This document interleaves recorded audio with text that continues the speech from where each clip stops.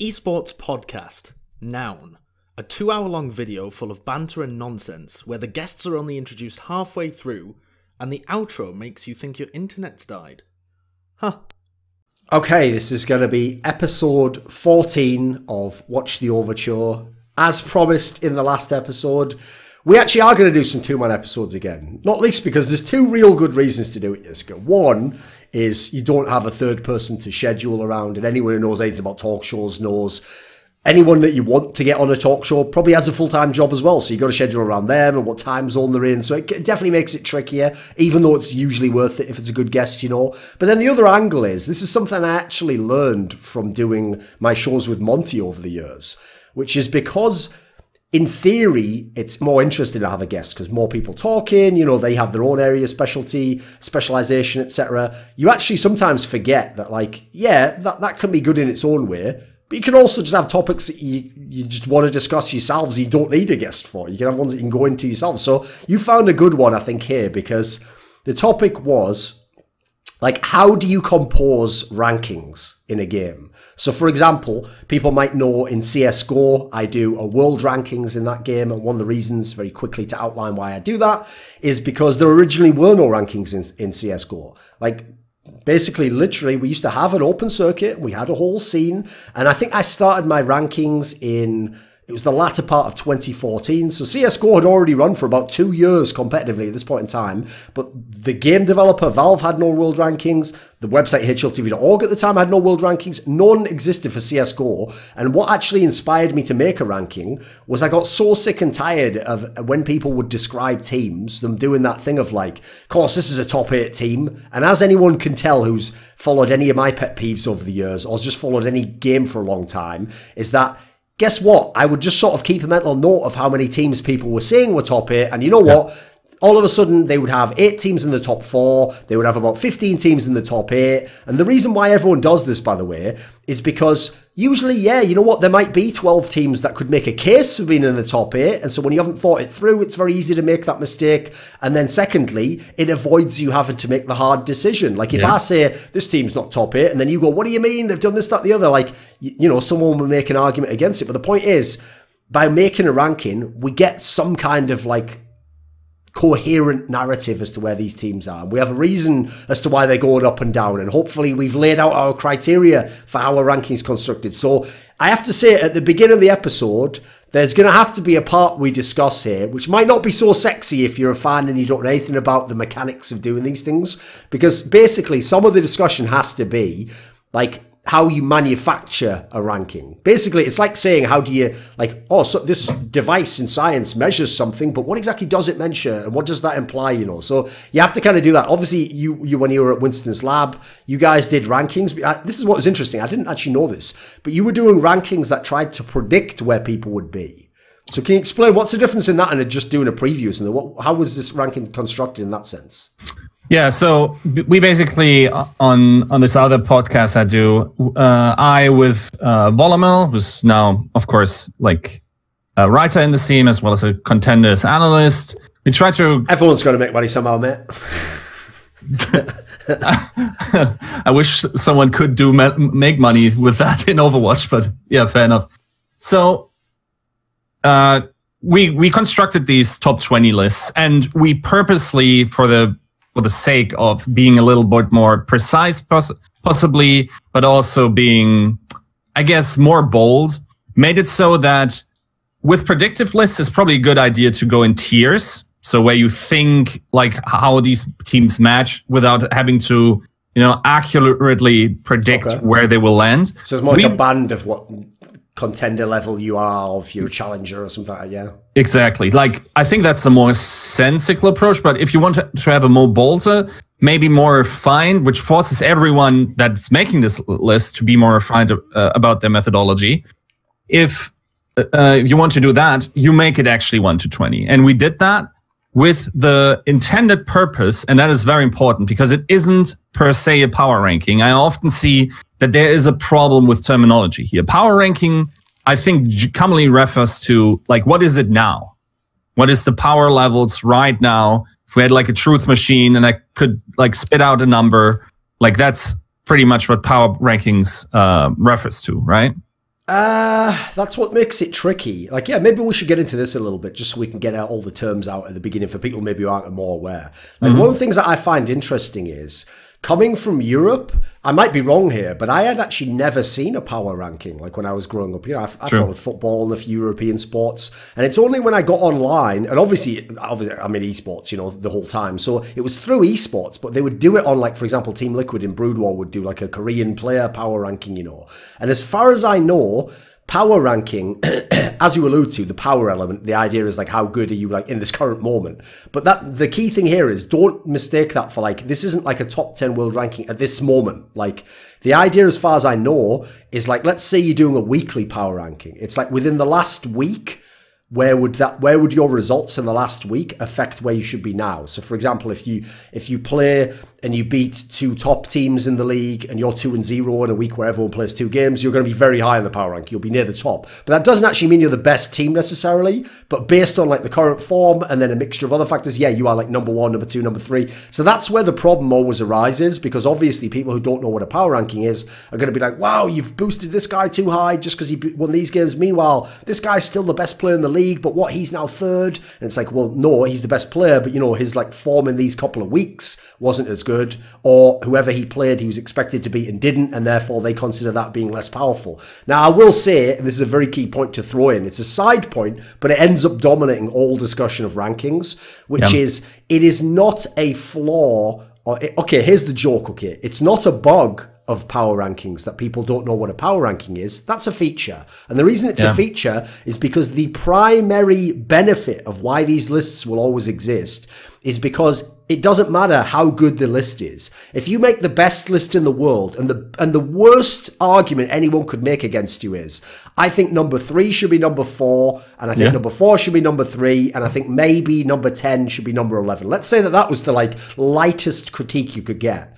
That alone would generate loads of discussion, loads of comments. People would pour attention and interest into it, and they will put a lot of energy and effort into debating that list and why it's right or wrong. So basically, the real point of power rankings, it's why I pointed out earlier that I think the cultural differences in Americans versus Europe's, it's why I think Americans were ahead of the game on this, is that in Europe, I think our reason for constructing the list is, right, we want to know who the top 10 teams are. So let's take into account, like I did with my world rankings, I'm going to make this the time span, these determinants. The reason why Americans are smarter and they do the power ranking is because it's never gonna be perfect to the overall like static element, and so it generates discussion to have around the water cooler, which if you are in media is perfect. That's exactly what you want your work to do. You want engagement like that, and so unfortunately that's the reason why the whole area of rankings will always be dodgy, because they're almost not literally designed, but it's a very pleasant happenstance that no one wants to change, that people viewing the ranking typically don't quite understand what even the ranking is.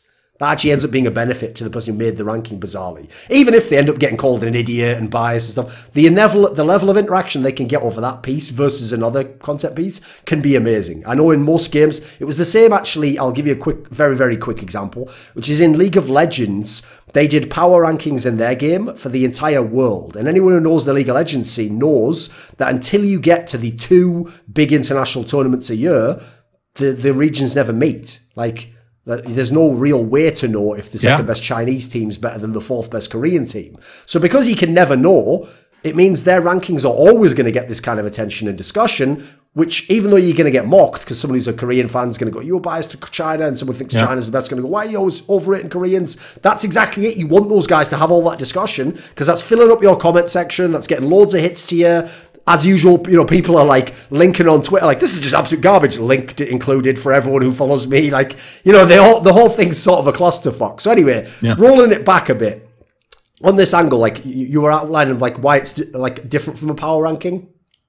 Yeah, why it's, I think inherently one has to customize the ideas or the intentions towards the system that is in place. So for instance, one reason I think we don't have that as much in Europe is because our leagues tend to be year round. So you just look at the league lists, right? And look at just... Yes, that is a very good point, by the way. I hadn't thought of that, because here's the other thing. Like you say, our sports tend to be, so we'll use the Premier League in soccer as an example because it's the most famous one that Americans are also going to understand. It's a league format, therefore you don't need a ranking. The league is the ranking. It is literally a ranking of the wins and losses. And here's the second part I hadn't thought of actually, is you're all in one league. There is one division, whereas in American sports, here's the other reason why you need power rankings, Yiska, is in American sports, not only do we divide you into conferences, but like, for example, in the NFL, you play in a separate division even. So if in my division, I'm like 11-1, right, that sounds amazing, but if my division is shit and the other teams there are all getting banged out and no one's even close to me and I haven't had the toughest schedule, that's also part of why a power ranking exists, by the way, is a way to gauge the wins and losses. Like, you don't automatically get to be better than me because you're 5-0. If I'm 4-1, but I played way harder opponent, like that's I forgot to add that is another component. You're right. Yeah, it's also the only touching points between leagues, because let's be honest, most fans of, for instance, football or soccer in Europe really only care for the domestic league. So the only touching points then are these international, or not international, but inside Europe competitions like the Champions League, like the Europe Cup. It's like, at these points, I guess there is value in providing these power rankings, simply because if your club makes it there, you don't know how good the guys from Italy are that you're playing against. And then obviously also you could do player level stuff. But yeah, it's not in the nature. That's also very much true for Germany. I don't think I've seen that at all. There's only ever a trend to inform you basically what kind of form your team is playing against in this very specific moment, but other than that, there's not much interest towards that. While, of course, in America, you have like 6-month seasons, you have divisions, and this is also probably much more towards the Overwatch angle, where it's like, okay, not only do you have Overwatch League, you have now you also start with divisions next year, which makes power rankings, I guess, more valuable. Problem is, yeah. Of course, now we have like a 6-month off season, so who knows how good the established Overwatch League teams are, how good they click, and everything like that. So it becomes inherently very speculative.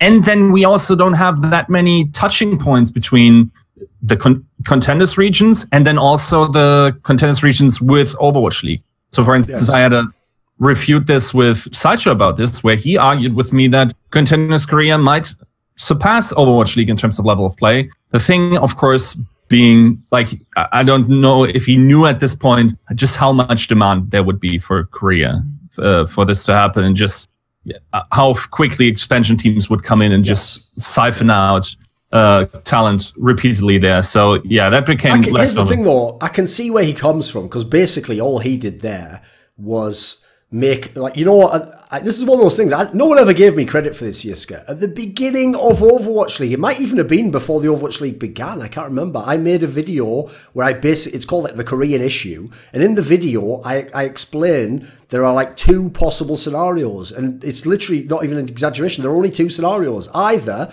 not enough Koreans go to the Overwatch League, and then I actually predicted something like that could happen, because logically, think of some of the amazing Koreans that came over that like fixed some of the teams, Sire player, etc. People like that who gave the team a chance. If all those players stay in Korea, you'd have a pretty healthy talent base right now over there, So yeah. I either said not enough come over, in which case the real problem would be, what if one day real experts of the game who have no bias go, you know what, listen, I know the public thinks the Overwatch League's the best, but actually I have to tell you that, there's more top teams in the contenders Korea than there is in Overwatch League right now. That would obviously be a very shocking statement if anyone in the mainstream heard that, because they'd be like, what the fuck, kind of invalidates the concept of it being the best league. Or I said this, the other angle is you recruit all the Koreans that are good to the Overwatch League, so you fix that problem, but then everyone in the league's going to be like, wait a minute, it's nearly all Korean now. And that is obviously, despite the fact that they've been very coy about how they've phrased what the concept of the Overwatch League is, like they haven't restricted and haven't put region locking on or anything, but they clearly don't want it to be an only Korean league. So trying to find a sweet spot between the two feels like it's impossible, it's like a constantly moving ground, which way do you go on it? So I'm with you on that one, because actually that's another area where any type of a world ranking or power ranking would definitely have great relevance. Like, for example, as soon as you were saying that, I was thinking to myself, technically we already need a power ranking for that alone. Like if I only watch the Overwatch League, okay, so pretty much I do. Like I would watch the Contenders Career when it got to the final or the playoffs or whatever, because I want to see players who might be in the Overwatch League. But that's one of the things I would like to know if I was a general fan who only watches Overwatch League. Is okay, I can see Shanghai Dragons is terrible. They're losing all these games and they're very rarely looking like they're going to win them. So if someone's out there is an expert like Volumel or Sideshow, and they watch every fucking game in the world, where would they rank the top 2 Korean teams versus the worst teams in the Overwatch League? Like, would they actually rank them ahead of them? Do they think they would be better? Does their record suggest they should be? Because that is very interesting info if I'm not following like it gives me sort of a shorthand to get a sense of where people are at. You're right. Yeah. And this is exemplified in how a lot of experts are now ranking Runaway, or rather we have to say now Vancouver Titans, because they bought the entirety of the Apex winners, like the currently running Apex winners.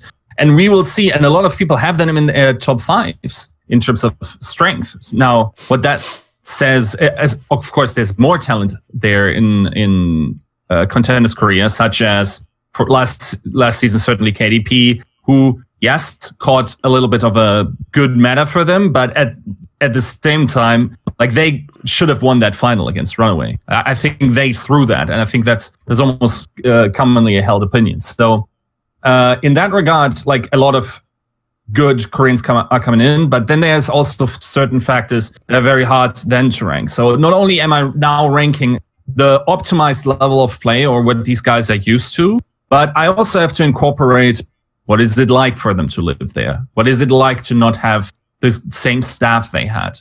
What is it? So we're trying to think of factors that could offset, like, okay, so as you're saying, like, just to get the bare bones down here, obviously, unlike a brand new roster, we have seen this roster play. So in theory, we think we know how they play, and we're trying to like figure out how that'll be in the Overwatch League. But what you're saying here is there was obviously intangibles that didn't happen in Korea. Now they're going to move continent, team houses, they're on a different organization. Like, if we're doing a predictive ranking here, we're making, top 10 teams going in the Overwatch League, then ranking them, 4th because we think in our brain, well, they were the best Korean team. Yep. Korean teams are pretty good in the Overwatch. Like, it's kind of, put it this way, there's a lot more guesswork involved in it, and probably necessarily guesswork than just ranking them on the eye test. Yeah, yeah.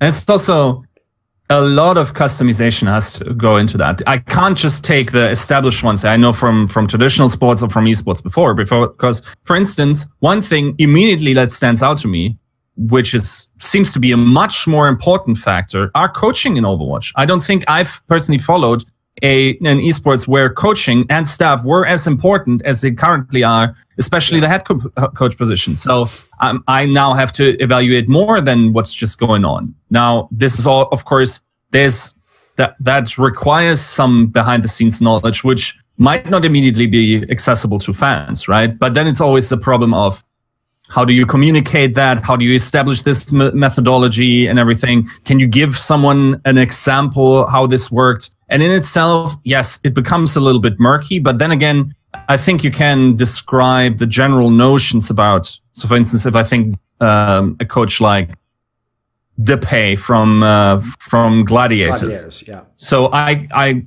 can't explain the specific circumstance how they conduct practice, for instance, based off the behind the scenes knowledge that I have, but I can say stuff like they do unorthodox stuff and it works. So there's always this, I guess there's an element of surprise for the reader as well. And then, of course, this opens up more discussion in the comments once again. And of course, you don't have to believe me there. That's totally fine. No, the thing is, on that particular topic, I have a good analog for other esports games, which, like, Counter-Strike would be a very good one, because even though we do have coaches in Counter-Strike, this discussion always happens when it comes in Counter-Strike to the in-game leader, because in CSGO, we still run a system where literally every single team has one person who is the in-game leader, and his job is to call the tactics. So even though, for example, some teams might have another person who helps a little bit and makes his own calls, still there is one person and his job is he calls the tactics, right? So when we're evaluating these in-game leaders, the problem is you obviously can't just look at their like stats in the game. It tells you nothing about their in-game leader. At the same time, you can read every interview in the world, and then, you know, for example, players who don't do interviews or you don't get as many interviews with their teammates, it's obviously a lot harder to gauge how good are they at their job, how well they're doing it. And so the problem is this, Yiska, a lot of people, this is just unfortunately a human tendency, to make it so that they can feel comfortable. They say, right, since that's like an intangible, we don't really know how good an in-game leader is, we shouldn't consider it at all. And it's like, right, the problem with that is, are we in a better situation by assuming, because we can't know everything, that we won't consider the few things we do know? Or are we in a better situation if, as incomplete our information is, we attempt, hopefully using experts and people who have insight into the scene, to make a judgment based on, yes, the limited info we have. And so, as you mentioned there, one of the first things you can do is you can say, okay, yes, I can't know if every call in this game was even by the in-game leader or if it was the right call. But I can tell you if generally they look like they're a tactically sound team and they seem as though they have a lot of good calls and they're having a lot of success. You know, I can tell you some things. It's like the data isn't perfect, but it's also not imaginary. There is some information we can sort of judge from. And as you're alluding to, there is a benefit to this, right? Because again, if we're trying to think who are the good teams, like, for example, this didn't happen with the Vancouver Titans example, but if we could have gone back in time, there are some teams in the Overwatch Season 1 where if we'd have known how important coaching was, they would not have been ranked as highly. There are teams actually where you would have looked at them and said, no. Like, for example, I'll fully admit, because I had no clue whatsoever what the coaching situation was in the Boston Uprising, that's one of the reasons I expected that team to fail. Because when I looked at the lineup, the pieces they were working with, the tools, at the time, I thought this isn't good enough. Like, they got a couple of good pieces here. Now, aside from things like where the meta went, etc., obviously what I needed to know there was, well, who's using the pieces? Who's developing them? Who's trying to fit them together? And if I know that everyone understands the concept that you could become more than some of your parts, but I didn't know what the reason would be at the time, you know? Yeah. I mean, this is a perfect example because, for instance, in these rankings we did, we had to evaluate both the new Shock, where now Krusty, the old Boston coach, is, as well as Boston Uprising. And Boston, once again, went with a pretty similar strategy that they did Season 1. And just based on the Season 1 and the prior, one would have to say, well, maybe they can do something similar once again. Unless you think that Krusty had a good influence on all of this. Now, I guess you could call it like probability counts. So what is reasonably likely to be the case? And I think within the possible range of outcomes, I went a little bit hard in my rankings. I think I had Shock at 3 even. Saying that you might have overinflated them is what you're implying, right? Yeah, because certainly if Krusty doesn't turn out to be this coach that a lot of sources have told me he is, then not only do I have to rank Shock lower, but I also have to elevate Boston based on the new information I got. Inherently, like these thinkings, I try to be, okay, this is super dry, but as Bayesian as possible, right? So basically, I have my prior assumption, and then I try to like influence that opinion according to the weight of the new information that I get.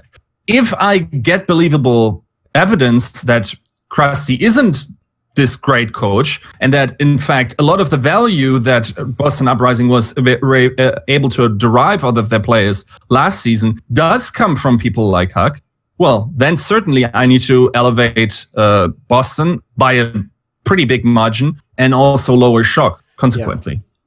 I mean, along those lines, I can already tell you like an obvious area of problem here. But the point, as I explain this, by the way, everyone watching the show, I hope everyone can bear in mind as we have these discussions what I said like a few minutes ago, which is I hopefully made a compelling case as to why even if we can be unsure or maybe even wrong, it is better to attempt and fail to do this type of a ranking with this information. Like basically, it's obviously better to take on board information you have than to ignore it. Like it will never as a long-term goal make more sense to ignore the information, you know, because obviously the hope is as we get more and more and more information that we can actually get more and more accurate with our picture. So anyway, an argument that would say it's going to be hard to evaluate coaches, I can already tell you this is one of the things you're going to have to consider when you do these sorts of rankings, is there's a concept from traditional sports that I've noticed applies to esports, because it's basically a difference in coaching skill set. So if you look at the entire spectrum of what a coach can be, you have so many skills that there's almost no coach possesses every type of skill, because obviously the way you get good at things is you emphasize certain things and work on those more, and that means you don't have as much time to work on another area that probably ends up being one of your weaknesses. And so one area that some coaches are godlike in is like what Krusty did, where, okay, Krusty had a couple of very, very good pieces in Boston. But beyond that, he also had some very mediocre pieces, and extremely mediocre in the context of where the placing of the team was by the time you got to stage 3. Like, there's no way some of those pieces should have been capable of going undefeated, of going to the playoffs. You know, like, that suggests that he did an amazing job with some of the like lesser pieces in his team. Well, the concept here from traditional sports would be you get these coaches where that's exactly where they're the best, is like developing talent or like fixing problems. And that's the guy you bring into like a smaller team, and then he just takes whatever pieces he has and he makes them like a decent team. The problem is that sort of coach sometimes falls down, because when he does that job, people go, this guy's fucking amazing. Tell you what, I wish I had him on my team, which is amazing. He'd sort these guys right out. You bring him into the big club, a Manchester United, so, you know, Los Angeles Lakers, some massive club where the expectations are like, oh, listen, what you did before was great, but it's time to win the championship now. And you know what? Forget working with all these talents and pieces. We've got you the pieces, mate. We've got you the best player in this position. We've got you great pieces here. And you know what? There's a transfer market. You need any other players.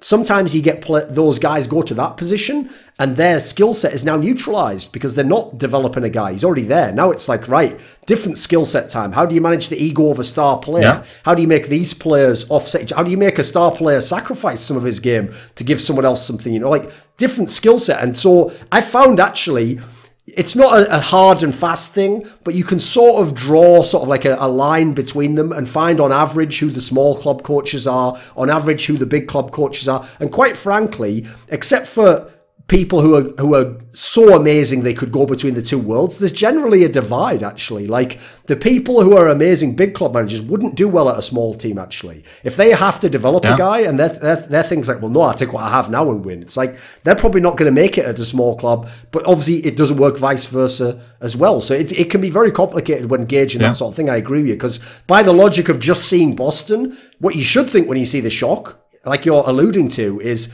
well, holy fuck, if he has these pieces, he could win the whole league. Could be the best team in the entire Overwatch League. Yeah. Whereas I'll give you an example. I'm actually very interested to see what Wizard Hyung does, because Wizard Hyung, as obviously in the reverse scenario, he had what I think is the most absurdly stacked roster in that NYXL team. I know people are going to think, well, how can you say that when London Spitfire exists? Yeah, because London Spitfire always had the problem of they were going to have to blend these players, and then also, as we did find out, we were going to end up finding out, this is not really a surprise, that guess what? Some of the GC Busan players aren't actually that good. They're just good in that system, you know, when they're good with those players. Like, as players, they are bombs, a couple of them, and unfortunately some teams who picked those up, you might be in for a nasty surprise this season, guys. I know you think you got GC Busan players, you didn't get the real ones though, so you can see the point I'm making. It's kind of, there's a lot of nuance to shade into this. Yeah, and it's also, there's not an established coaching meta at all. Like where you say, okay, we need X, Y, and Z. There's a wild variety of things. Like, I think last season, only like 3 teams had statistical full-time analysis, as far as I know. And one of them, of course, was NYXL. Then a couple of teams had like statistical help, got some data evaluation done and some pieces written there. Now, a lot more teams are investing in these types of things.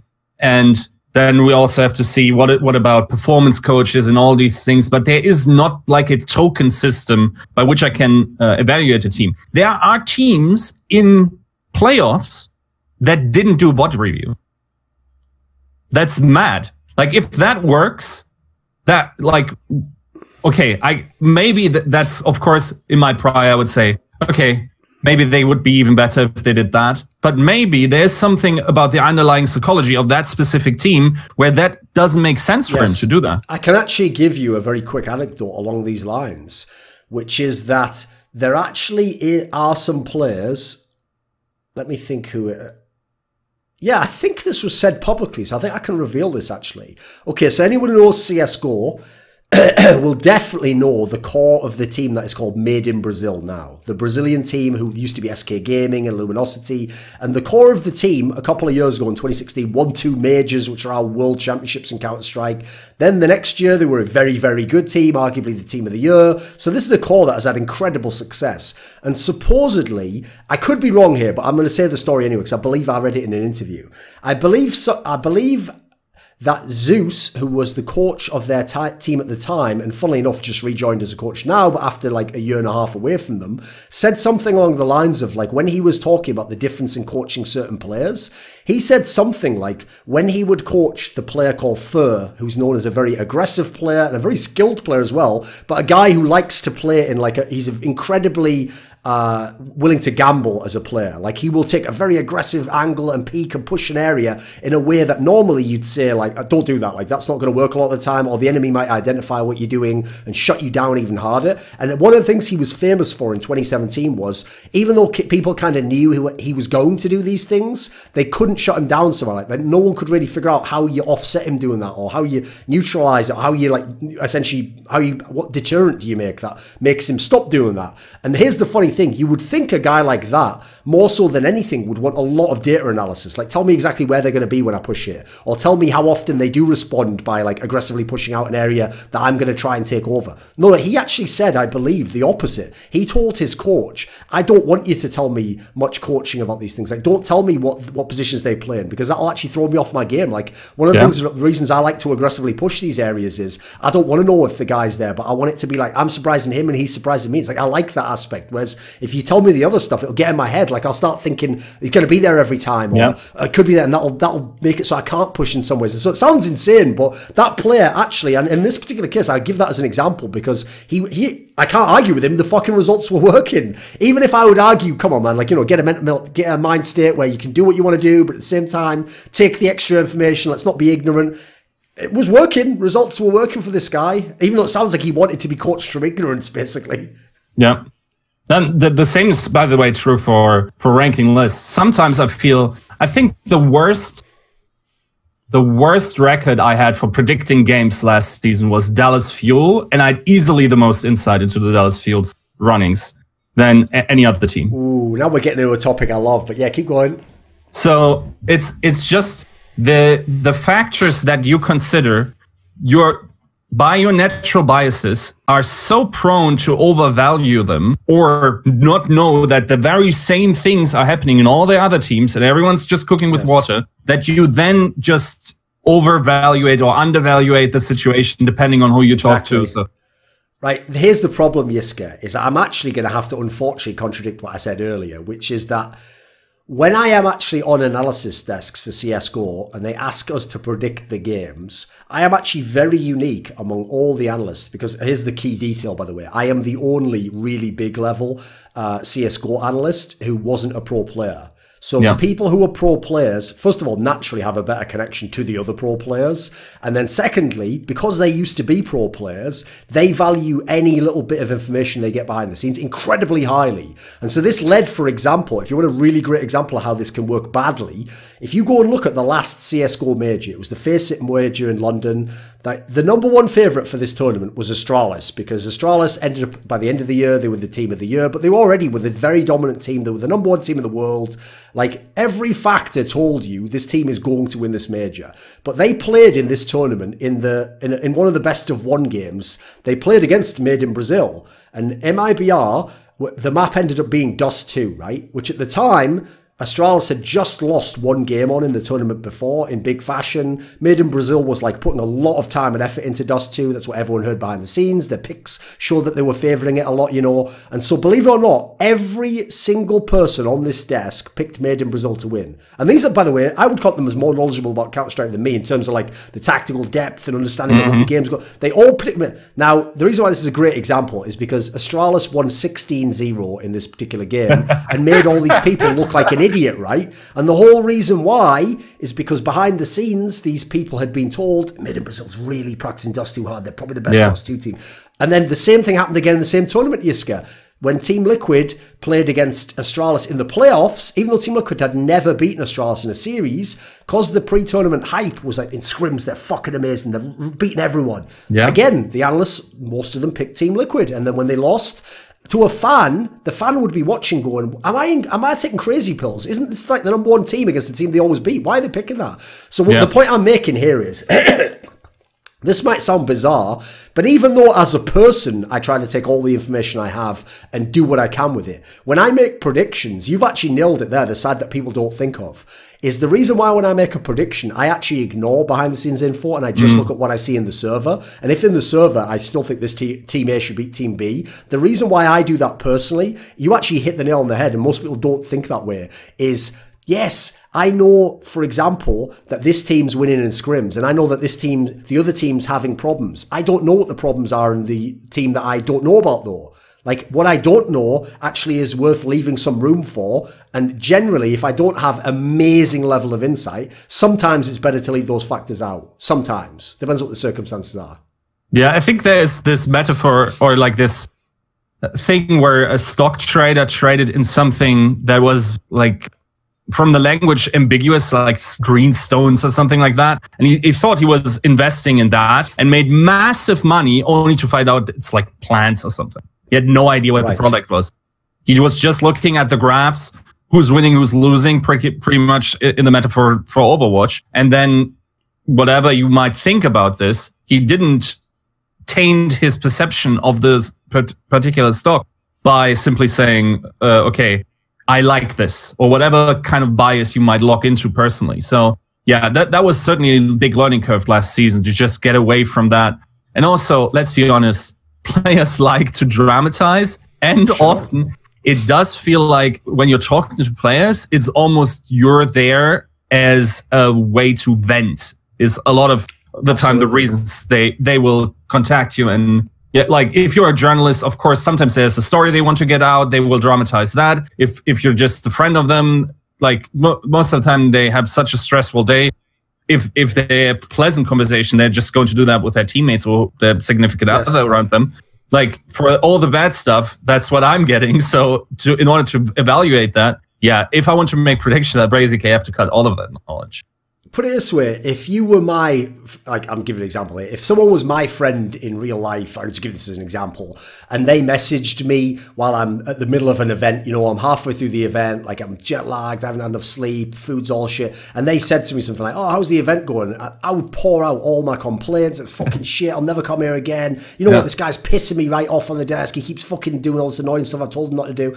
But at the end of the event, what you don't know is, like, when I'm not in that mood, I might be like, oh, I love that guy, actually, yeah, whatever, we have had our times, you know. It's like you say, like, there's the actual like very like action of complaining sometimes actually removes the problem. The problem really was how you felt about the issue. Like it was a scenario you couldn't control, or you know, you're having a minor issue with someone, so yeah, you blow it up to the person you're talking to because they're your support network. You want them to tell you like, it'll be okay, you know. But the thing that you don't realize is, if this was a scenario where I'm a pro player and my friend is then also an analyst or a journalist, he's then going to think, holy shit, I've got the inside scoop, their team's falling apart, they'll probably be dead by the end of the week. What he doesn't know is, when I go back in the room next year, I'm feeling fine today, actually, yeah, that guy's all right, you know, he's not as bad as I thought he was, things are going okay. And then the other angle, as you say, is, well, if you're not friends with the guy in the other team, you don't know that that team really is tearing itself apart, but from the outside it looks fine, and so you think, well, right, team cohesion, I've got to give marks to the other team for that. It's hard to nail these things down sometimes.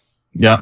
And that's why I personally, when I go into these, the things I do is, okay, if we don't have a team that has been together before, for instance, for Outlaws, that's very easy because there's only one player coming in. So evaluating them based on the last year performance is much easier. But what I basically do is I look at the stats first and foremost and try to almost subconsciously feed my prior with stuff that, while still having a pretty big bias, might have less so than I do in specific areas. And then I take the outlier cases and then I hit the VOD reviews where I just say, okay, so I observed this in the numbers. How is it justified by the gameplay? What is it that this player, this team does?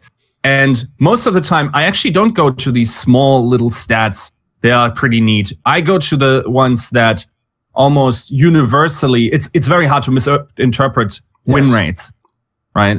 Win rates, everything good is in there. So if I take 5 win rates, for instance, maybe the only thing that I need to contextualize is there, and that's a problem of Overwatch specifically is, so for instance, a team loses more team fights than they win. Why is that? And the only thing I really have to check now is what is their position, and also why are they, if they are still winning, is it because they are losing better? And that is a concept in Overwatch that some teams know better to do. For instance, NYXL comes to mind, where even if they're losing the fight, they are taking time from you. Right. So I have to contextualize some of those stats there. After a while, it's just, it almost becomes intuitive. So for anyone who's confused on that, like the logic there is like they might actually end up with a weaker team fight stat in terms of wins of team fights than someone else in the league who is worse than NYXL, because NYXL is willing to do like war of attrition style to slow you down. Yeah, exactly. So for instance, on payload maps, they just keep the 3 players a round longer, stall longer, or on attack, maybe they do it even a little bit quicker, where they have more attacks per minute. For instance, is one thing that is pretty typical of a very good team, that they know how to approach specific situations. So one has to certainly contextualize these types of stats, and I'm also not overemphasizing them anymore, even though I think there's still valuable data to gain from that. And then, of course, you have to see the bot reviews in order to... I mean, sometimes, of course, it's also the case that, especially with the new expansion teams, where a lot of them are assembling rosters from scratch, you have to almost predict what kind of playstyles are going together. So one example, for instance, is with the Toronto Defiant. And they have a main tank that's a very aggressive player called Yakpang. And he plays a very aggressive Winston, keeps swinging on Reinhardt. And naturally, one would want a very aggressive off tank as well, and that is also Envy. Now, while Envy's stats, for instance, in Containers were pretty bad, that was mostly because he was playing defensively. So I'm now considering things like this, right, where I have to go down to those things and then just see how, in my mind, how this roster might work on the actual server. Because you can say, okay, like this is, for instance, San Francisco Shock, like they have a luxury problem at this point with all these world-class DPS on their roster that they can't field outside of a quad DPS meta. It's still, okay, so how would that work in-game? What kind of player archetypes do we have here? What kind of pairings do I see? Then also, certainly things one has to consider is how will they click in terms of language? Is there a distinct shot caller and stuff? And then we get into the intangibles, and that's where it, once again, probably gets a little bit more subjective, but once again, also covered by win rates. Yeah, that's actually, I mean, I guess, by the way, when I label this episode, it's a mixture of rankings and predictions, basically. Like we're talking about both concepts. One thing I would say on this particular angle is like, yeah, that is one of the toughest things. I've noticed it doesn't just apply to esports. It's the same in sports. You can see sort of a team get a certain players and you think, right, I know exactly what this guy did at his last team. If you can just plug him into this new team and he does exactly that, fuck, they're going to be amazing. Sometimes it goes well, sometimes even better than you think. Sometimes it goes way worse, which is the part that's the most confusing, obviously. And in fact, one area I've found along these lines that I find very tough to actually like be able to model how the team's going to look is, like, I've noticed that individual qualities of a player do not always impact the overall team concept. So as in, I should probably have used the word identity there. So for example, I've got a great CSGO example I can give you here. I'll try and think of like a League one, an Overwatch one to give a comparison. So in CSGO, a team that had a massive payroll is the team FaZe Clan. This is the team that just put together like superstar names for around the last few years. And if you look at their name, it is no exaggeration, their lineup rather, that literally all 5 players who are in this lineup will very likely be in like a Hall of Fame of Counter-Strike one day. This is how good the lineup is. But here's one of the crazy things. In their own context of their past careers before FaZe Clan, every single player in this team was like his individual identity contained to a small or sometimes to a large degree the notion that like they were a very clutch player.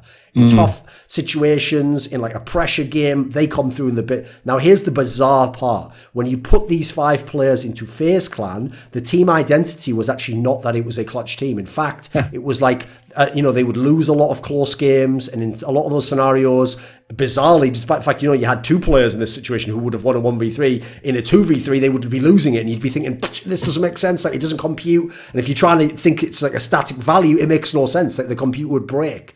But that's the part of what hopefully you're learning over time. This is something I had to take into account, was you can sort of figure out the rough trends of like how pieces will fit together. And crucially, what you have to learn is things like what sorts of players can actually neutralize each other by the fact that they both do the same thing, for example. And then one's going to be not able to do that thing as much or at all entirely. And how will that affect this guy's game? And so you can sort of add in some shading that helps a little bit with some of that, I think.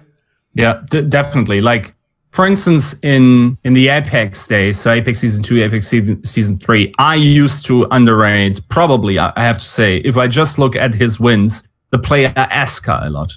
So, of course, yeah. In-game, he really, and I tend to have a stronger opinion on that, but he was one of the, let's say, bottom third of DPS. The eye test looked fucking garbage. It was pretty unreal in that regard. And then even sometimes his cooldown management was really not that good. So stuff like this just led me to believe he was just a bad player, carried by these monster teammates like, who are you, right? So, but as it turns out, as this player left the team, there is something missing now in this concoction of whatever that team was in Apex Season 2 and 3. And it almost seems like there is, and this might also be special to Overwatch to a bigger degree, because team play is so important, that the intangible part, and that might be frustrating for fans, but the intangible part has a lot to do with the outcome of the game. So how is someone calling targets? How is everyone able to calm them down? I coined the phrase emotional leader, if you want, or nucleus player, just someone that keeps it all together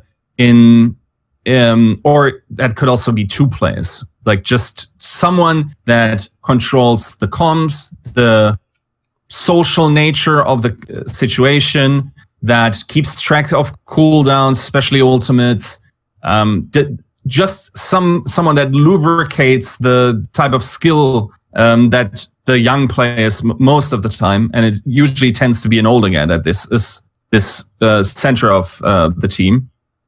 It is very much required, almost, and I don't think I even have an exception in terms of very successful teams over the history of Overwatch. So if I observe that concept in teams, I naturally have to say, okay, this theory is now established. Where is it in these teams that are now evaluating? And then you try to ask around a little bit. Is this possible? One of those players that has been called this way, and again, we're in this territory with he said, she said, and maybe he has just a very good personality and therefore gets very good PR from good analysts. But Jaxe, the new main support for Seoul, has a great resume in terms of what he's able to do with teams, and then also what other people say about him as a shot caller, how he processes the game, also his vocal ability for Korean teams, that this is just an outstanding factor. And if you do predictive rankings, this can be super tricky to rank because you don't know how reliable is this. Like, I'm talking to a guy that is Korean and probably has very broken English. How well can he translate that to me, why this guy is good? Is this actually something that is required in the Overwatch League? Is this something that is required on his team in Seoul? I would say there it fit quite well, which is why I think I definitely had Seoul in the top 10. But yeah, it's these types of factors, especially then customizing the weight of these individual factors, is very hard in Overwatch. Yeah, one thing I find, like for me, the trickiest person in the game, in any esports game to evaluate, is a player where, like you're saying, when you use the eye test, in isolation, because you know, unfortunately, when you're watching the person with the gun just shooting, you tend to just be looking at mechanical skill and his own personal decision making. It's tough to know how he's fitting into the overall approach. In that scenario, it's the person that doesn't look very good there. In fact, they look below average, but you don't know that they bring something either in terms of comms, maybe even just understanding comms. A third factor that I often list, because it's something that as I started, because in CSGO, one thing I have to do for a lot of my videos is it's when a roster move happens, I have to predict what I think the new roster will be like. And a factor I started to take into account was basically, I would call it ego, but what I mean by that is more, it's really more like, how high maintenance are you? That's a better way to describe it, right? Because when I say it like that, people don't get as offended. And the point is, there are players who aren't very good overall as players, but maybe fit the team structure well, do all the things they're told, fit the comms. And sometimes one of their biggest benefits is that they're just incredibly low maintenance. And as a result, it's like if I was a guy dealing with other tricky, difficult players to mold or make work, just not having that particular player to deal with might make him very valuable to me, you know. Like right now I've just got this young star DPS to work on instead, because this guy who plays the off tank, yeah, he's not the best at it, but you know what? He follows our comms, he does an okay job, and he never causes me any problems. Like, if you're internally within the team, that guy's value goes way higher than anyone outside the team. And I notice actually a lot of the traditional sports coaches seem to themselves very highly value this, because if you notice, if you follow traditional sports, the legendary coaches of all time will often take players like these and add them to future teams. Like when they then go to a different team, so people like Phil Jackson, guys like this, when they've gone to other sports teams, have gotten players like these, and later on, even when that player's even, you know, well beyond his time, like he's way older, they still bring them along for these reasons to help with these little qualities. And the whole point is they understand a value to that player that we can never understand. And so, whereas like if you were a fan, you'd just say every offseason, right, upgrade this guy, upgrade that position. The point is you would upgrade the mechanical skill on some aspect, but you would be unknowingly or unwittingly downgrade a different element of the team. Yeah, most definitely. So there is, of course, we were mostly talking about the predictive ranking types. Now there's a difficulty with contenders in Overwatch League, and I was an avid listener back in the day to Summoning Insight, and I remember you guys also ranking sort of like the top laners before the big Worlds events. So how did you go about ranking these players when there was really no touching point other than, I'm not even sure if MSI was around during that time?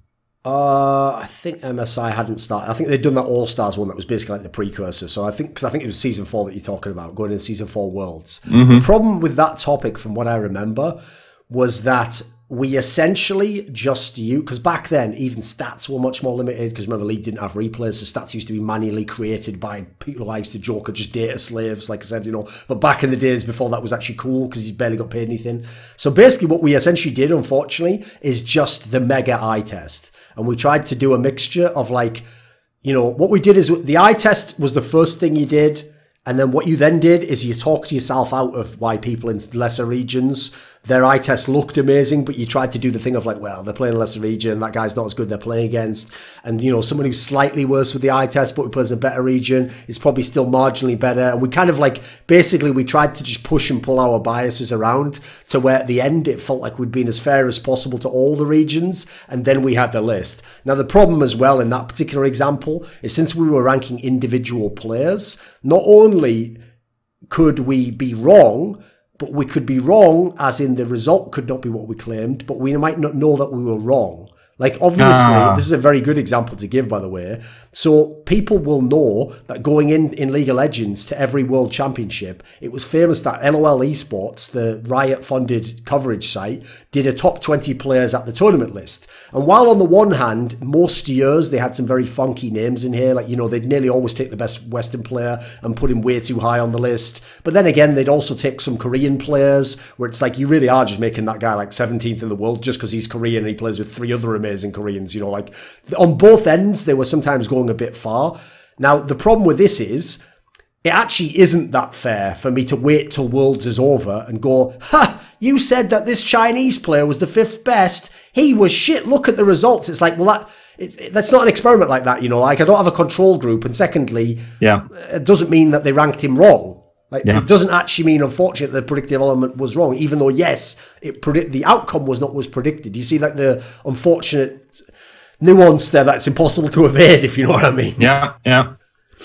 I personally, there are certain questions that I go into the league with, just that I want to have answered. So for last year, for instance, I had, what is more important, flexibility or like specialization of a player or of a team, right? Then this year, I'm probably going in, how important is Overwatch League experience? Because based on how you think this will turn out, ratings, of course, have to be wildly different in predictive nature. So it's, I think it's fair to just have question marks there, but at the same time, like have these falsifiable theories that at the end of the day, you can say, okay, probably there was something wrong in my thinking here. While at the time I couldn't have predicted as much because I didn't have data, especially the case for Overwatch, where it's a very young game. We still haven't figured out most of those just internally true concepts. It's certainly interesting to see how these match up. And I personally, while we almost cynically talked about how it's very good for views, there's also the value of just, having all these questions and really, uncovering these, right? And not only for yourself. No, a key point that you're getting to here, I alluded to it with when I made the world ranking, of the idea that like if everyone says that 12 teams are in the top 8, well then if I take any one of those people and say, gun to your head, write down 8 names and put them in order, then they are going to end up leaving off 4 names that they might have included when they didn't have to narrow it down, and therefore they are going to have to make a tough decision on 3 or 4 of those names. And at the end of it, they might not know which they'd have come down on at the beginning, but when they go through the process of figuring out their criteria, applying it, really like going, especially once you get to obviously the bottom ones, like the 8th, 9th or whatever, you're going to have to go through it with a fine-tooth comb, like figure out, wow, really, why is this guy over the other one? Tough choices to make. Well, the key point I'm getting to here is, you actually, this is like a very subtle thing to say, but it's the reason why I always tell people that being a journalist and a writer and a content creator is a lot harder than it looks, is because when the person who's listening to your content or reading your article engages with the article, they do so in whatever part of their brain takes apart ideas and works with ideas. And they naively think to themselves that you've telepathically transmitted an idea to their brain, which they then understand and they could telepathically transmit back. What they don't understand is all the stuff that's lost in putting it on the page, how difficult it is to put it on the page, the fact that if they were to reply, they would immediately fall flat from not having the eloquence or the articulation or the same structures to be able to explain why it was differently. And so it's actually a very useful process just for figuring out what you yourself even think, and then figuring out, like, for example, one of the things I have found definitely doing these things is when I set up the criteria, sometimes I find out later on, actually that criteria needs to be tweaked. That's what I've learned. I was putting too much emphasis on that. So for example, that's why the eye test can go too far. So when you have everyone region locked, a great example of this actually would be at this last World Championship. It's not an exaggeration to say that based on domestic play, in League of Legends, the Western player Caps, who was the mid laner of Fnatic, looked like, no joke, he might be the best Western player ever. And so everyone thought, holy shit, he's going to tear up this World Championship. And what's crazy is his team made the final of the tournament, and actually he ended up being fairly underwhelming. Like, he didn't do all the shit that he was doing domestically. So if I had to go back now, I would try and build in factors like, right, did the region he played in, do they allow him to play a certain way in that region? Like, for example, in his region, his position mid lane is famously the star player musician. So you could argue, since people themselves have a star player at his position, maybe people expect the mid laner to take care of him, or maybe people are just used to the idea of like, right, well, their mid laner is going to be good and our mid lane is going to be good, so the rest of us, it's like these factors that are sort of like secondary or tertiary considerations, when you then go to this level where you're comparing different regions, might be actually a more significant factor than you would have thought of, because you don't have to take that consideration into account when you're in the region where everyone's doing that. Yeah, and that's sadly also lost on many fans. It's like looking at the conclusions and just like the placings and like just skipping through the list is like the fast food of consumption of these lists. When I look at these lists, for instance, if I look at ESPN's, they sadly don't even spell out their methodology anymore because fans mostly don't care. So, like, I enjoy when I can then interact with them and go like, okay, so what kind of factors did you consider in this? And then they open up new pathways to think about the game, especially in a game that is so unexplored as Overwatch necessarily has to be with such a short history. It's always super interesting to see how coaches evaluate, and which is, by the way, also one of the criminal offenses of that MVP list voting, that coaches didn't take it seriously, because I want to see more, even more than just listing. I want to see a reasoning why you think that. Yes. And I want to see your honest opinion, because that teaches me about how you think, so you as a person, but also how Overwatch is naturally, and which factors are dominant. So yeah, that's actually, by the way, why I wish they, it's a bizarre thing, but in every game, like the two obvious examples are League of Legends with the LCS and then Overwatch League with Overwatch League. In both of these games, the same trend has occurred, believe it or not, which is when you leave it up to the players and the journalists to vote, they nearly always, like, I'd say it's like a 50-50 split in general. Half of them vote what they actually do think is like the best players and the best player. The other ones troll vote and vote their own players. Even worse, I think even more egregious than voting for your own players, is some of them troll vote to try and stop someone else winning the MVP. That happened in League of Legends, believe it or not. Like, one coach just didn't like Doublelift, so he just wouldn't even let Doublelift be top 3 in his MVP voting, in a split where, like, you know, even if you thought Doublelift wasn't the MVP, he was at least like second or third, you know. So this guy even purposely voted like the other player. He voted the player Doublelift was mainly against number 1, and then he purposely did troll votes for 2 and 3, so Doublelift couldn't even get the 2 and 3 numbers. So in that case, that guy is like almost like actually sabotaging the MVP voting. But the reason why I would like them to take it more seriously is not only are those people, in theory, people have more information, more intangibles than we have, because they know the scene and what's happening in practice, and maybe they've heard things about his team. But even better, I would love a world in which when a coach, when it gets to the point of the season, let's say like you're going into the last stage, and you know that after the last stage, people are going to vote for who was the MVP, and it's going to be a big topic. I'd love it if you get what you sometimes get in traditional American sports, where a coach himself, who's on one of the top teams, will make a case in interviews as to why his player is the MVP. He'll be like, you know, I know we're not number 1 at the moment, but you've got to give credit to our player here because, you know, he doesn't have as much coverage, and the way he's playing like this angle, I think it's so good. When that's really awesome, because again, it's a way that guy can actually give us some more insight. Yeah, he's trying to skew us a little bit, but he's trying to do it honestly. He's trying to come at it from an honest position, you know, and give you more information. So it is one of those areas where they're not exactly doing us a favor in esports. I've got to say on that one. No, and it's also almost sadly the case that I feel like the audience, especially in Overwatch, is almost after a bold prediction list with like outrageous statements that might be said by someone that is respected in some regard. If that guy bullshits you, he's probably getting more attention because, oh, this is novel. Why is DC suddenly 10th spot when everyone's saying they're last? Stuff like this. It feels like, and also based on so little evidence. It's like, okay, so you have 3 factors there on a screenshot. So what are you determining this by? And what is actually the methodology of this? Nobody really seems to care, even though that is sort of the money shot of the entire exercise, to see how people arrive at these conclusions. But it's, yeah.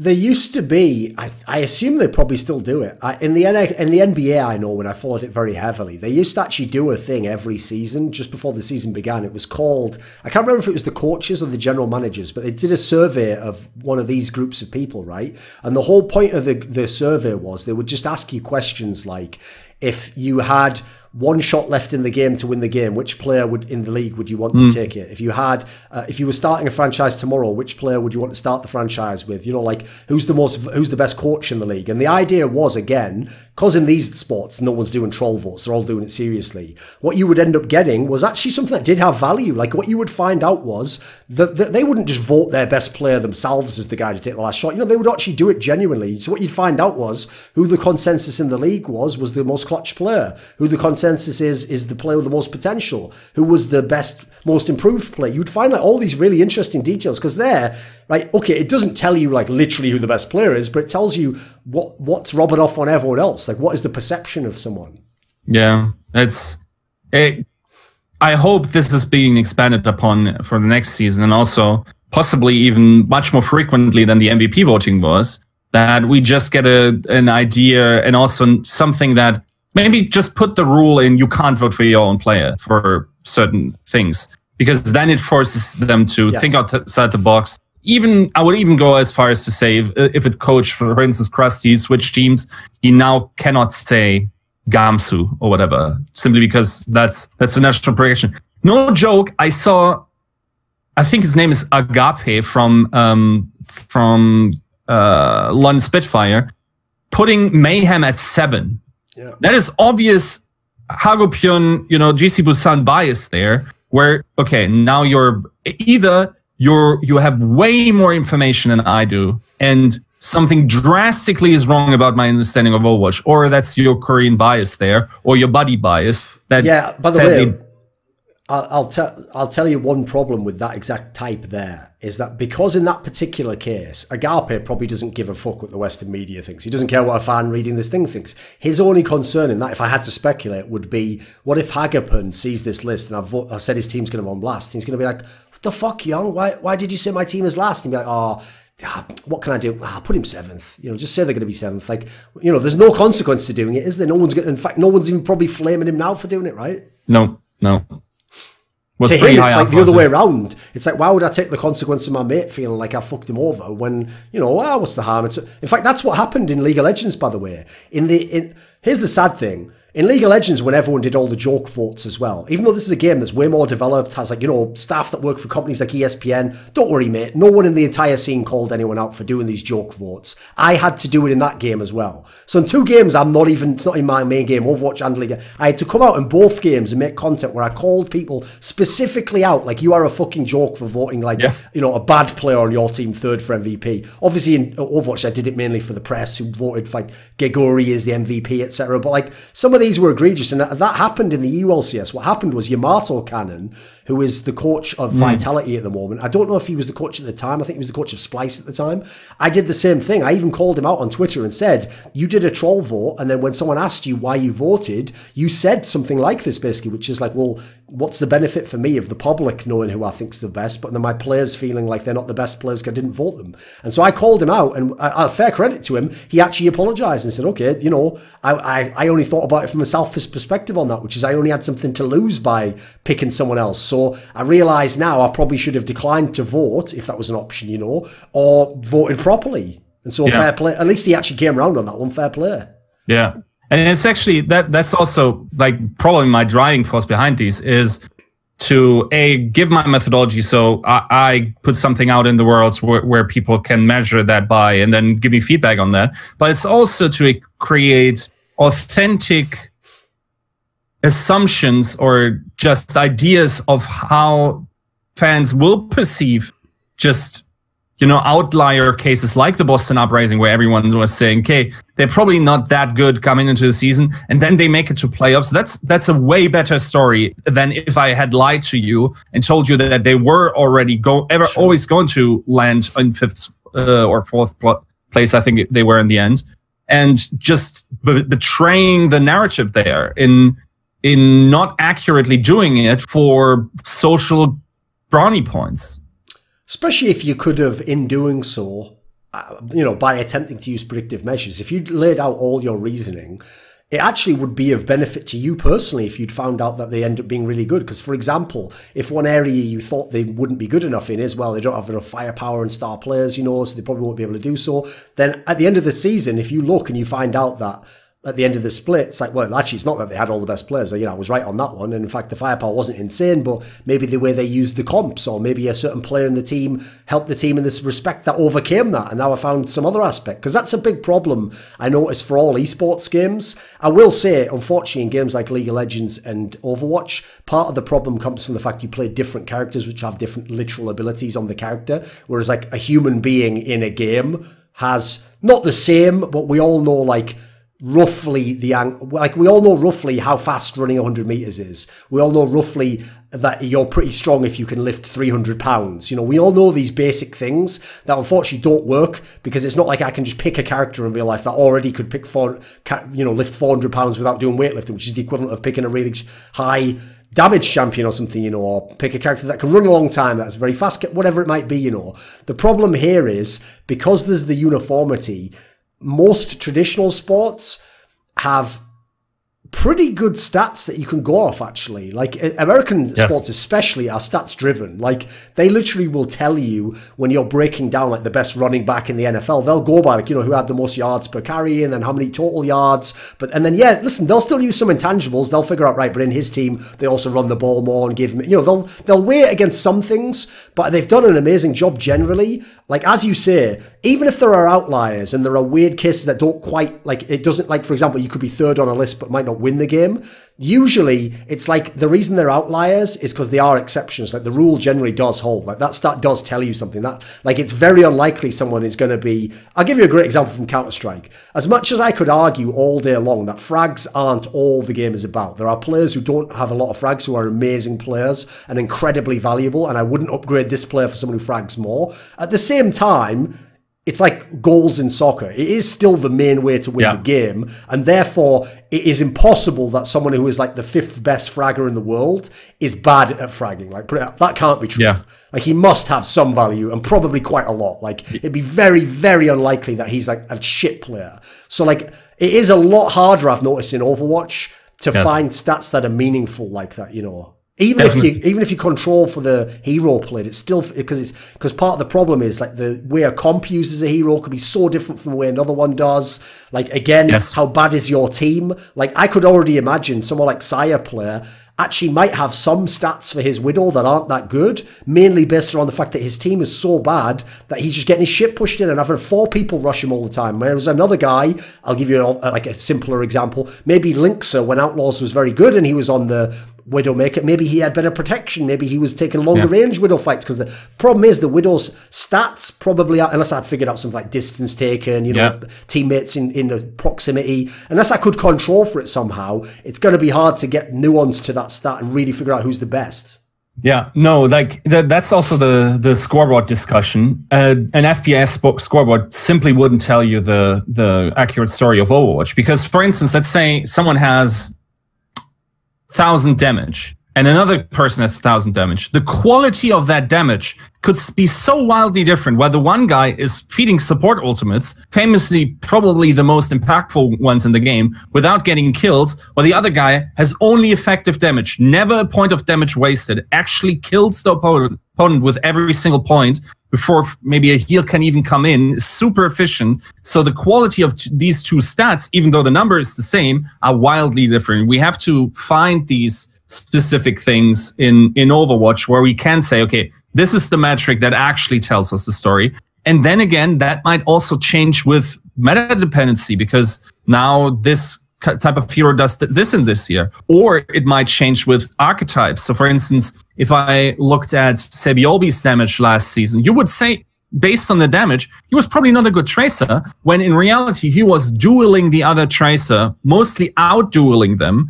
Tracer doesn't have that much HP to just chunk. Someone that just only goes for divas does way less damage. So here, like, the measurements aren't the same. So this will be certainly a challenge in Overwatch. And when looking at these stats, you have to have a certain amount of knowledge of what telling power there actually is for these stats. So for instance, some of them that are pretty good is always looking at first kills or first death, because just going up in numbers is very very important in Overwatch. Like just being ahead by 1 is like a 73% or 76% fight win rate That's chance. actually something which is...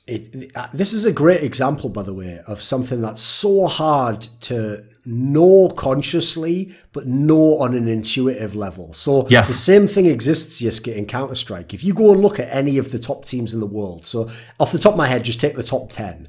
If you go and look up this stat that says, what is their win percentage of a round if they get the first kill? For every team who's a top team, it's something crazy like 75%. Yet what's bizarre is, even if you tell me that into my ear right now as I'm watching a pro game, if the first kill happens, my brain won't let me think that that team has a 75% chance of winning. It just doesn't, because my brain's going to go, look, well, hold on a second, you know, like, let's see what happens at this other part of the map. Like, this guy's really good at playing his spot, and you know what, I think actually this guy, you know, that guy that they killed wasn't that important anyway. But I can say all that out loud. The computer still tells me, sorry, Thorin, 74%. It's like, no, but this could, it's like, that's where the eye test in the human mind can't always comprehend stats. Yeah, they do tell us something we can't know somehow. And it's even worse in Overwatch, because consider the following scenario. Someone is attacking and loses 2 players, and the opponent throws, for instance, a diva bomb. Now, not only is that bomb naturally wasted because they have like an 85% win chance with 2 people up, but now the opponent team can all suicide, all 4 of them, into that diva bomb, and on the kill feed you see a quadra kill. And you naturally think, wow, that's a sick play. And in reality, you just couldn't farm them for the ultimate charge that you want, right? So basically almost all 6v6, 6Ks are massive misplays. What you should be doing is having like 3 people alive or whatever, but it doesn't look as sexy. And one has to say that's probably an intuitive issue with Overwatch, just like inherent to the game, that sadly doesn't work well with excitement there. But if your emotionality is, Agilities gets a lot of multi-kills on those blades, but these blades actually don't turn the fights as often as others, but emotionally in your mind you have, Agilities has a lot of big blades, that's where you start to misjudge players, teams, because these amazing moments somehow inhabit more space in your mind than they would naturally do if you actually looked at the stats. And I think that's where they actually become handy. That's why when you said about the fact that coaching was like, we didn't understand how valuable it was, is actually because, like, I'll give you a great example, would be like NYXL. So if you looked at their team, they actually should have been one of the teams where Wizard, Young, and the other coaches have got the least credit, because when you looked at the team, it was like, holy fuck. Like, what more advantages do you want? Even the bench is loaded with all the players that should be starters in the Overwatch League. You know, like, it's outrageous how good that team was. But one of the factors when I think back now is, I would now love to know what data he was applying, because if I had to speculate, Overwatch is a game that I think actually yielded very well to types of data analysis like heat maps and overlays of like knowing, for example, how quickly does an opponent try to take an area? If they lose the first team fight, how do they regroup? Do they go straight, do they do what in Quake we used to do, which is like you just, wherever you all spawn, you just rush that spot over and over again and you try and like overwhelm them? Do they wait and do they build up for like a coordinated attack? If you knew these factors, which I'm going to guess if Wizard Hyung really was as ahead of a game as it sounds like he was on the stats angles, if he then has the best players and he tells them stuff like, by the way, if you lose this first position, like fight to the death for the next one because that'll delay the team, and or if he instead tells them, no, actually give up this one, like these factors could have had a massive impact on the game, and yet as someone trying to predict that, you can't know any of that information, you can't take any of that into account. You're just looking at Team A versus Team B, you know. Yeah, definitely. So for instance, one thing that some teams do is they give you a baseline prior to just say, okay, this Lucio gets his ultimate just historically very quickly. And then based on that, you almost can have like a timer in your mind. So this is a quick Lucio, this is a slow Lucio. And then you also relay that to the information you get from the fight. Did you lose a big fight or a small fight? And that's how these shot callers or like the ultimate trackers get to those numbers. That is completely incomprehensible how players could get within 5% of ultimate charge reliably in these top teams, right? So yeah, like you almost have to have intricate knowledge of how these specific teams function. And if you actually want to have a holistic approach, it's insane how much time you could sink into lists like that. Oh, of course. I mean, that's already got to be what the challenge for the coaches. It's like, what do you not put your effort into? Because the last thing you want to do is put like 50 hours into something that ends up not being worthwhile. Like it was, you know, it was fool's gold. You thought the light at the end of the tunnel was somewhat good. It's like you got tricked. You know, it wasn't that relevant to the actual game. Yeah. Right, so like a last topic then before we close up, you think want to discuss? I guess one thing I also wanted to bring up when discussing lists of like an entire season is one thing that we now have to also factor in if one wants to take a holistic approach with this league structure, with this franchise structure, is how likely is a team going to shell out for top level talent in the midseason in order to fix these specific issues? Because that potentially also how big is the war chest and stuff like this, right? Sure. What can we expect, for instance, Boston Uprising to spend on players? Like, will they spend some money because they got a lot from cells like Striker, for instance, that certainly commanded a pretty high buyout. So these things are also now part of the thinking process when evaluating the future of those teams. Or you'll like this. I'll give you a little anecdote along those lines. This is why... here's the thing. My rule on predictions is like this, because another detail for people who don't know is because I knew that making yourself make a prediction means that when you're like at the crossroads on a point of like, I could go either way on which team's going to do better on this, being wishy-washy like that is garbage television. So it's way more interesting if the person picks which it is, and then if you push them on it says, well, I picked it for this reason, right? So even though back in the days of CSGO, there were some people, like I know Richard, for example, used to feel this way, who thought like, what's the point of us doing predictions? We're just going to get flamed for them online. And I said, we are, but at the same time, I think they have value because they make you make a choice. And then you can't at the end, because what sounds whack is the analyst comes on, he goes, both teams could win for each of these reasons. Yeah, one of them's a favourite, but here's all the possible ways team A could win. Here's all the possible ways team B could win, which collectively you're going to do over the desk anyway. But he does that, right? And then at the end, obviously, no matter who wins, he goes, see, as I said, team B could have won by... It's like, that isn't satisfying television for anyone, even though he's done great analysis, and the analysis might end up being the same as we would have done, but by not like streamlining it and putting a narrative structure around it, it's just way less satisfying. And so I'll give you a great anecdote, right, to show how I think you still should always make predictions, even when you can't know all the info. It's just more fun. It makes you have something that you yourself track. Oh fuck! I said this team wasn't going to win. Let's see how they do in this game. It's really great for these factors, right? So in League of Legends in 2014, a guy who obviously now I actually work with, NateDOhDoubleG, joined TSM, at the time they were #2 North American team, as their coach, right? And when he joined their team as a coach, because their team was doing actually kind of shit at the beginning of the split, I predicted that they wouldn't... I can't remember if I said they wouldn't win or they wouldn't make even the finals. But like I essentially said they wouldn't win the split, right? And so we did a bet, and the bet was if they won the split, I had to like call him Lord Loco, and if I'd have won, he'd call me Lord Thorin or whatever. Now here's the thing.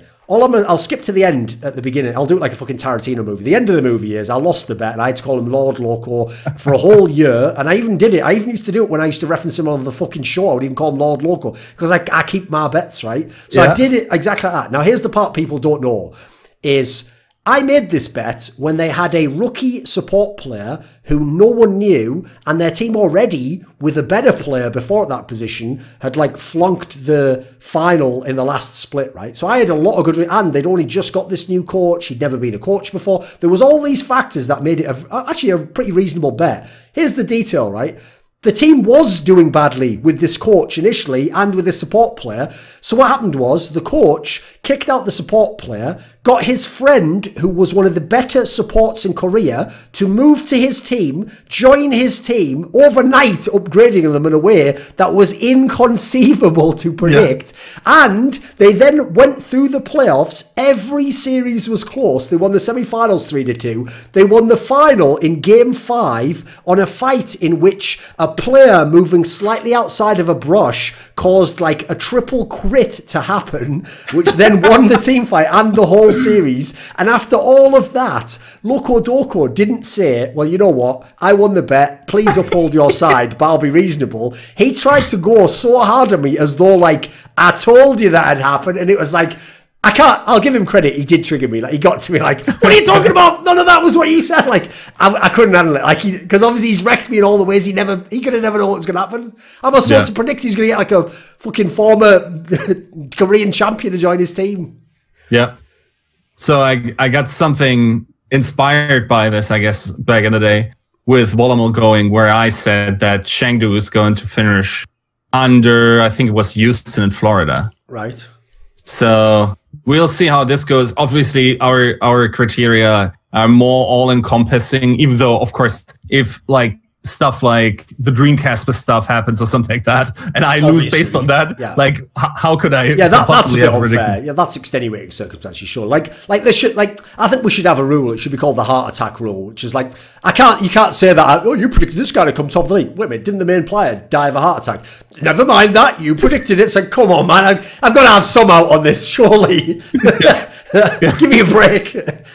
Yeah. But even that's why I'm happy that we even outlined that we're taking war chest and buying power into account in the mid-season, because then Volamel will have no out, and I can really press him for it when it happens, which I think it will. You know, by the way, I think this would be a perfect closing point, is I've actually seen, no joke, I've seen pro players in esports say this, and people say, and here's the thing, as a pithy statement, I guess it's sort of funny, but it is a stupid concept that no one is applying what I'm about to say in their life, right? One player once said, the reason I never give up in a game or type GG is for all I know, the other player might break his hand, which is the equivalent of the die of the heart attack angle, right? Now, the problem with that logic is there's no way you apply that in your life, because that should then apply to stuff like, oh, this flight's oversold, sir. Don't worry, sign me up for all I know. But you're like, no one's applying it like that, are they? Like, it sounds funny in an interview, but nobody can think that way, because it should apply all throughout your life, isn't it? Like, there's no way. This person would be absolutely broke because he's buying all the lottery tickets at the local shop. Could happen. Could happen. This video was kindly supported by Dean Tanglis, Andreas Snazore Westerlund, Gardner Wilson, OllieJ, Tobias Bernasconi, NateDOhDoubleG, James Harding, Kyla Harris, Travis Greb, Daniel Yordanov, Tristan Jones, and a special thanks goes out to Jerky's Minion. Do you want to suggest a topic or a guest for upcoming content of mine? Perhaps you'd like to ask me a question for my monthly video AMA. Do you want some teasers to see who the next guests are for my talk shows, for my interviews?